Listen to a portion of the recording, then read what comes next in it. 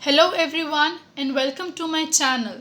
This is Shreya Jadhav and today we are going to learn about English grade 12 poem 1 My Mother at 66. In the previous video we have gone through the explanation of the poetry and today's our topic is figures of speech of the poem. So let us start. The first line. Driving from my parents' home to Cochin last Friday morning, I saw my mother beside me, doze, open mouth. So the first figure of speech is repetition. What do you mean by repetition? Repetition means when words are being repeated for poetic effect, it is known as repetition. So over here we have words my being repeated twice, so this is repetition. The next figure of speech is alliteration. What do you understand by alliteration? When any consonant sound is being repeated, it is considered as alliteration. So over here we have words my, morning, mother and mouth being repeated. So over here we have sound M. So this is considered as alliteration. Next one is internal rhyme.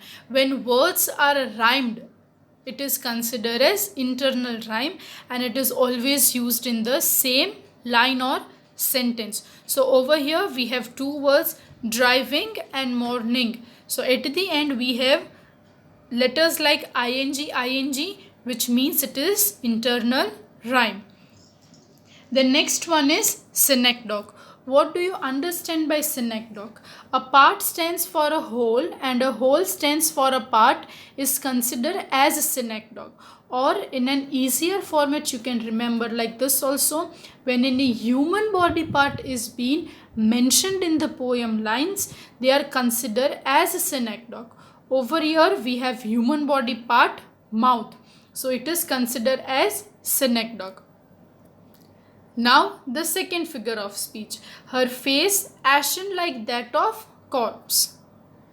Over here the figure of speech is simile.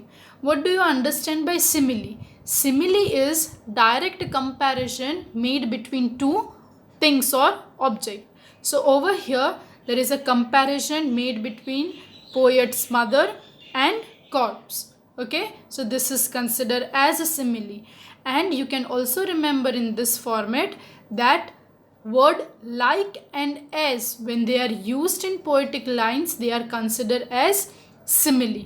So over here in the line you can see that like is being written. So this could be considered as simile. The next one is synecdoche, as we have previously also discussed, that when any human body part is being mentioned in the line, it is considered as synecdoche. So over here we have face. Over here face stands for mother's face and it also represents a body part. So this is considered as synecdoche. The next one is and realized with pain that she was as old as she looked, but soon put that thought away. So over here the first one is alliteration. The consonant sound P is being related to two words and which is pain and put. So it is considered as alliteration. The next one is repetition. Over here the word she and that are being repeated. She is being repeated twice and that is also repeated twice. So we can take into consideration that this is repetition. Fourth one, and looked out at young trees sprinting. Over here the figure of speech is personification. What do you mean by personification? When any inanimate or non-living object is given human quality, it is considered as personification. So over here trees become or trees are given human quality. Over here sprinting means running. Now it is not possible for the trees to run. Why? Because trees cannot move and running is a quality which is only given to the living objects. So this is personification. The next one is hyperbole. What do you mean by hyperbole? An overstatement which is being done, or something sort of flattery words are being used. So over here we have sprinting. Now it is not possible for the trees to move. Yes, so we can say like that these flattery words like sprinting is being used for trees, so it is hyperbole. The next figure of speech is the merry children spilling out of their homes. So over here the figure of speech is metaphor. Now what do you mean by metaphor? When two unlike objects being used together and are being compared, it is known as metaphor. So over here the group of children coming out is compared with some liquid spilling. So children are coming out of their house in which mannerism? As some liquid is coming out. So over here there is no relation between spilling out and children, but yet they are compared together in one single line, so it is considered as metaphor. The next one is alliteration. The consonant sound th is being repeated in the words like the and there, so this is alliteration.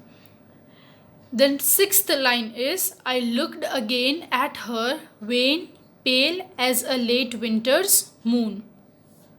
So over here the first one is alliteration. Over here the consonant sound w is being repeated in the words wan and winter, so it is alliteration.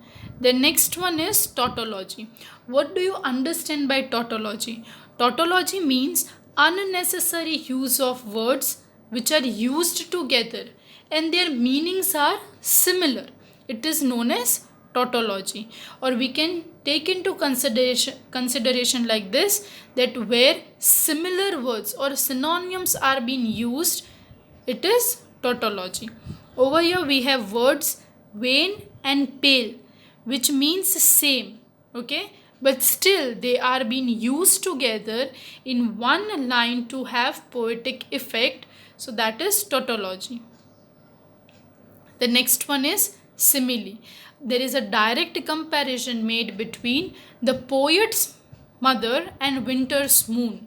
Okay, so there is a direct comparison made between them, and the point to justify that they both are pale, that the poet mother's face is also white and pale, lifeless, and winter's moon have also the same similarity. So this is simile.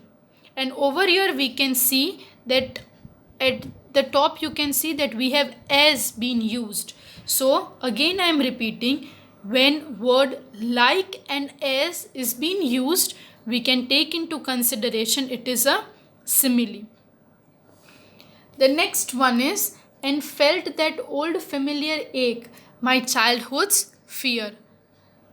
Alliteration is the first one, because over here the consonant sound f is repeated in the words like felt, familiar and fear. So as the letters are being repeated, it is considered as alliteration. The next one is personification. When non-living or inanimate object or feeling like ache is given human quality of being old and familiar and is personified. Over here the word ache is given a human quality which is of being old and familiar, so it is personification. Now the last two lines, but all I said was see you soon, Amma.